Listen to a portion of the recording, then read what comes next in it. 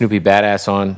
Yeah, Who he wants special treatment because Snoopy Badass had a video where he basically said that, like, and this is a long time ago because I did an interview with Snoopy like 2 years ago, and AD wasn't there or anything, and like Snoopy had a video where it basically said that AD was blocking him from going on No Jumper, and that AD is just a hater because, you know, Snoopy's the real king of Compton or whatever the fuck he said. So when I had Snoopy on the other day, I asked him what was up with that video, you saying that you would fuck AD up or whatever. And I guess, you know, AD like last night did this whole song and dance, acting like the victim, acting like, oh, that's so fucked up that I would ask this dude about him.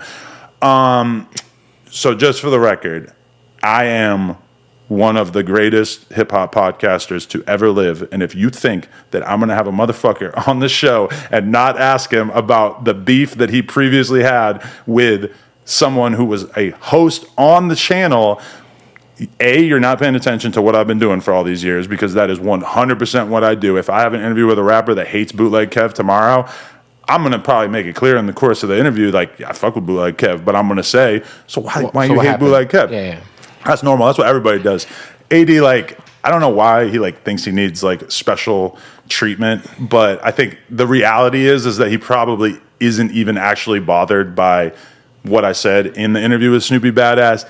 He just does like 4 streams a week, and he needs topics and he needs stuff to talk about, and so that probably seemed like something that would be good clickbait. Right. And that's not like, people just, you see people become this weird version of themselves, and they start faking fights, and they start faking beefs, and they start, you know, creating beefs out of nothing or whatever. And it's like, I don't know. Like, I saw like a 2-minute clip of his stream in the Reddit, and I just didn't even think about responding. It just seems so I was going to say, stupid. I think he said that you guys were like cordial. We've had some text conversations since then and everything. But like, okay, why do we have a text conversation when I was in Florence about to get married? Is because his cousin came on one of the No Jumper panels, and then AD did a whole stream talking about, you know, if I'm not fucking with Adam, then you, or if you're my cousin, you shouldn't go on No Jumper or whatever.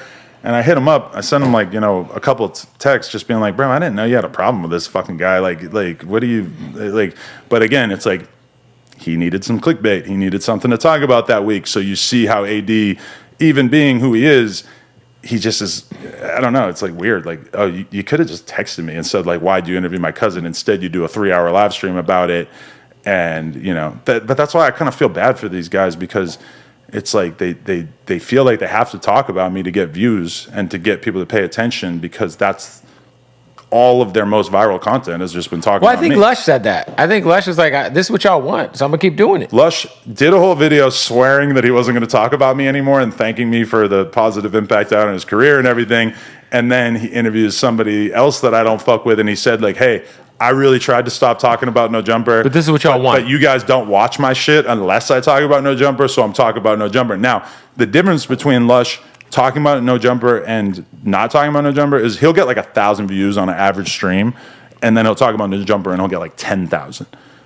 Okay, so yes, that is a 10x multiplier, but still, you're a grown-ass man getting 10,000 views on your live stream. Have you guys chatted at all? I mean, he tries to hit me up and stuff, and it's like, bro, I just don't fuck with you. Because I had him on, and he went off on me on some fucking podcast, and then I ended up bringing him on, and we're cool, because I think I called him some shit when you and I did, because I never was like a fan of him on the channel, but when I met him, I was like, oh, he seems like a really genuinely like nice dude. And with him, it's like, it just reminds me, like, do not operate your business like a fucking charity project, because he was somebody that was just so obviously fucked. And like, I put him on the channel because it was like, I thought that was kind of like an interesting narrative. Like, look at this guy, he's an ex-junkie, he's fucking addicted to banging prostitutes on Fig, he's just got like clearly got a few screws loose, he's chasing this battle rap dream. But then, you know, like, we brought him on the channel, and it's just like everybody on the channel was just viciously clowning him all the time. And I was the one telling people, I was the one sitting down with Almighty Suspect and saying, like, Suspect, you got to go easy on Lush. You can't just like be this mean to him. Because like, I remember there was like a freestyle thing where Lush rapped, And Suspect was laughing so hard, like falling out of his chair, and it was so funny. And I'm over here, I'm the one looking out for Lush, saying, Suspect, you can't treat him like that. Like, Suspect, you got to be nicer to him, whatever.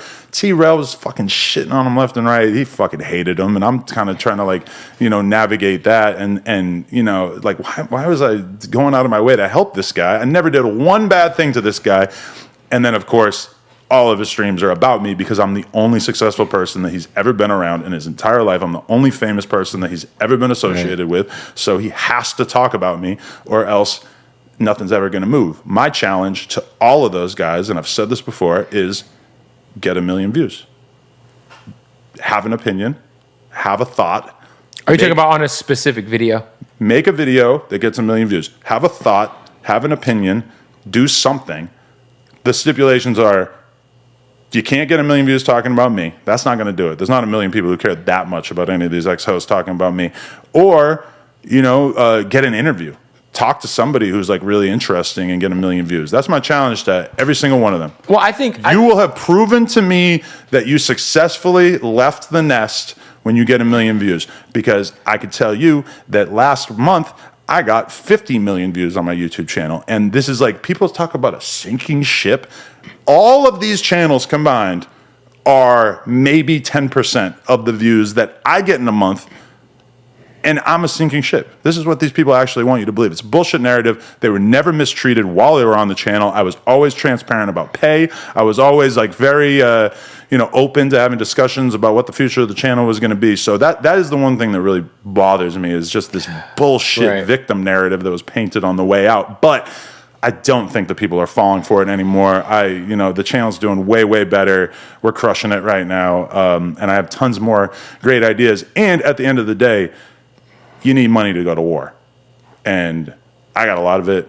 And I can't speak. I mean, for I don't think else. they want to. I mean, I would hate to see like a war. I mean, obviously, but not war. To me, it's like there's a scoreboard, right? And I'm way up, even though people tried to paint me as if I was way down. Yeah, I mean, we're way up. But I do think it's important to acknowledge like community and back on Fig are successful. They're not maybe no jumper successful, but thank you. I think you have a head start. You know. True. You've been. And I'm a goat. I mean, look. Of course, you have some of the most iconic interviews of all time. Listen, I think you got to look at it as like through the scope of like these guys just started these channels, so it's like, But they need to get 1 million views. Have you watched Figmunity World? No.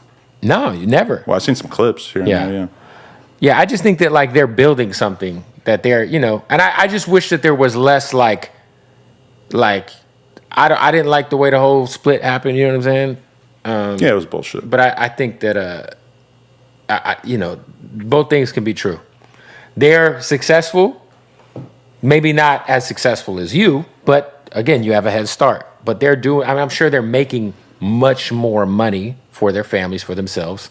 Then, would you acknowledge that? That they're probably making more money now than they were making with No Jumper? Hell no. You don't think so? No. Okay, so I'm not in the business. So I just know that they have sponsors. They got their own sponsor money coming in. Like, I don't know. I just feel like they're probably, and they might be okay even if they're making 75% of what they were making with you. Oh, hell no. You don't think so? No. I mean, listen, a lot of people talk to me. A lot of people tell me things. I basically know like almost exactly how much money they make. And I feel bad that they had bad management that led them in the direction of walking away from, money that was very, very meaningful for an opportunity that realistically has not panned out yet. And do you think there would ever be an opportunity for you guys to do a reunion show or go on each other's platforms in the future? Is that out of the realm of possibility? For me, I'm looking towards the future. So is it possible? I guess anything is possible, but I just got a lot of good things going for me right now. I'm really focused on, and I don't really feel the need to sort of go back in time, And obviously,